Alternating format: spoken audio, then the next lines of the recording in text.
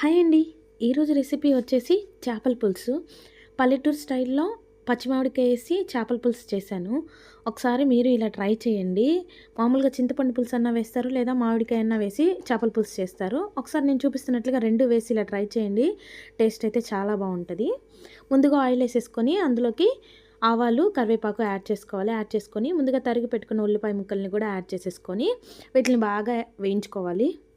వేయించుకొని మనం ముందుగా కట్ చేసి పెట్టుకున్న టమాటా ముక్కల్ని కూడా యాడ్ చేయాలి. నేను కొంచెం ఎక్కువ క్వాంటిటీగానే చేస్తున్నాను, అందుకే పొయ్యి మీద చేస్తున్నాను చేపల పులుసు. సో ఇలా టమాటాలని వేసేసుకొని బాగా వేయించుకోవాలి. ఈ టమాటాలంతా కొంచెం మెత్తగా మగ్గేంత వరకు అయితే వేయించుకోవాలి. వేయించుకొని ఇప్పుడు అల్లం వెల్లుల్లి పేస్ట్ కూడా యాడ్ చేసుకోవాలి. అల్లం వెల్లుల్లి పేస్ట్ కూడా యాడ్ చేసుకొని అల్లం వెల్లుల్లి పేస్ట్ కూడా బాగా టమాటాలు ఆనియన్స్లోకి కలిసిపోయి ఆ పచ్చివాసన లేకుండా మొత్తం అంతా వేయించేసుకోవాలి.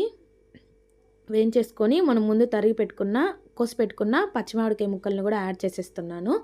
యాడ్ చేసేసి వీటిలన్నిటిని ఒకసారి కలిపేసేయండి. చేపల పులుసులో పచ్చిమామిడికాయ వేసుకున్నట్లయితే చాలా బాగుంటుంది టేస్ట్.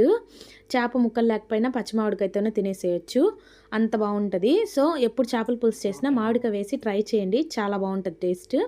ఇప్పుడు రుచికి సరిపడా ఉప్పు యాడ్ చేసేసుకోండి.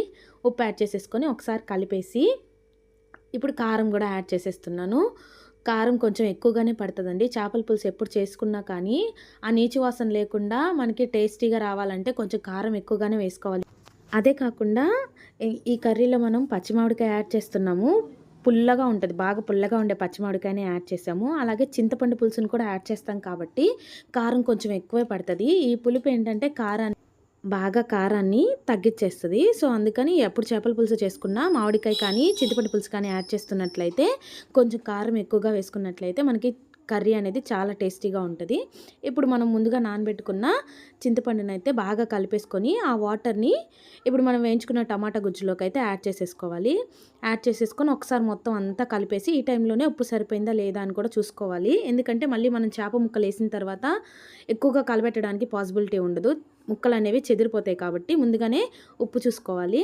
ఉప్పు చూసుకొని మనం మ్యారినేట్ చేసి పెట్టుకున్న చేప ముక్కలను అయితే ఈ పులుసు ఉడుకుతూ ఉన్నప్పుడైతే యాడ్ చేసేసుకోవాలి ఇందులోకి. ఇలా కరెక్ట్గా ఉడుకుతున్నప్పుడే యాడ్ చేయాలి, బిఫోర్గా యాడ్ చేయకూడదు. బిఫోర్గా యాడ్ చేసినట్లయితే ఆ ముక్కలు అనేవి చెదిరిపోయేదానికి ఛాన్సెస్ ఎక్కువ ఉంటాయి. ఇట్లా బాగా పులుసు మరుగుతూ ఉన్నప్పుడు మనం ముందు తీసి పెట్టుకున్న చేప ముక్కలన్నిటిని సపరేట్గా అన్నీ ఒకేసారిగా కాకుండా ఒక్కొక్కటిగా ఆ పులుసులోకి అయితే వదిలేసుకోవాలి.